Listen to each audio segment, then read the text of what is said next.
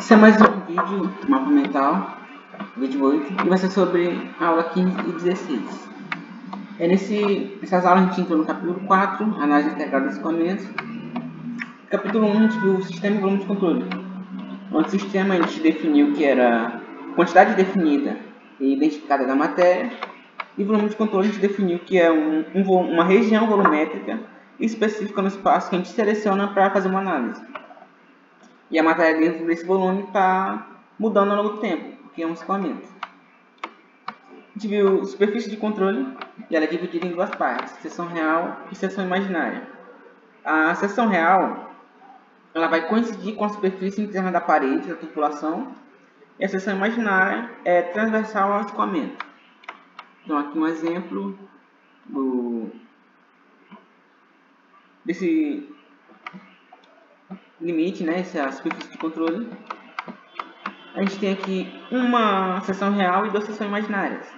A seção real aqui, essa que está em volta da parede, é apenas uma, porque é um sistema circular, e duas seções imaginárias, que é da entrada e da saída, da esquerda e da direita.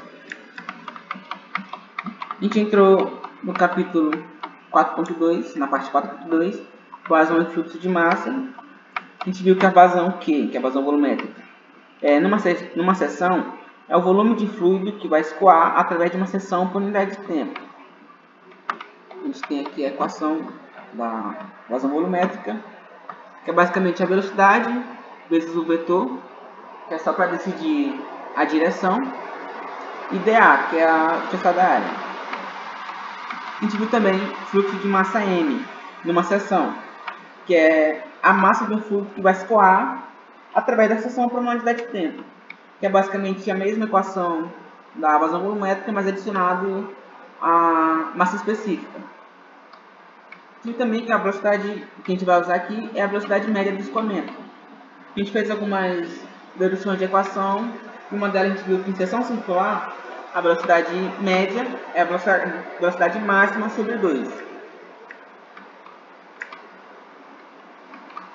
Tipo também no capítulo 4.3, que é o princípio da conservação da massa na equação da continuidade. A gente viu propriedades intensivas e extensivas, onde as propriedades intensivas elas são independentes do tamanho da amostra, como por exemplo a pressão, temperatura e densidade.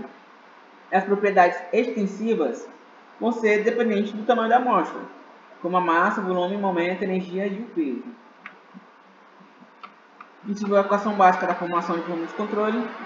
A gente viu que é a taxa de variação da grandeza extensiva, ou seja, da massa do sistema, vai ser igual ao fluxo líquido da grandeza extensiva que cruza a parede da superfície de controle, ou seja, é a massa que cruza a superfície de controle, mais a taxa de variação da massa que dentro do volume de controle. Então, repetindo aqui, a variação da massa vai ser igual a massa que entra mais a massa que sai. Não, falei o contrário, né? A massa que sai mais a massa que entra. Aqui tem o termo acúmulo, que vai descrever a mudança na quantidade de massa dentro do volume em relação ao tempo. Então, a gente pode ter três tipos de acúmulo. Acúmulo positivo, que vai dizer que a massa vai aumentar ao longo do tempo, dentro desse volume de controle. A gente tem acúmulo negativo, onde a massa vai diminuir ao longo do tempo. E acúmulo zero, que a massa permanece a mesma, né? Vai ser constante. A gente viu também casos de um regime permanente, onde a propriedade do fluido e a característica do escoamento não variam com o tempo. Então, quer dizer que qualquer derivada em relação ao tempo vai ser nula. Ou seja, o fluxo de massa que sai vai ser igual ao que entra.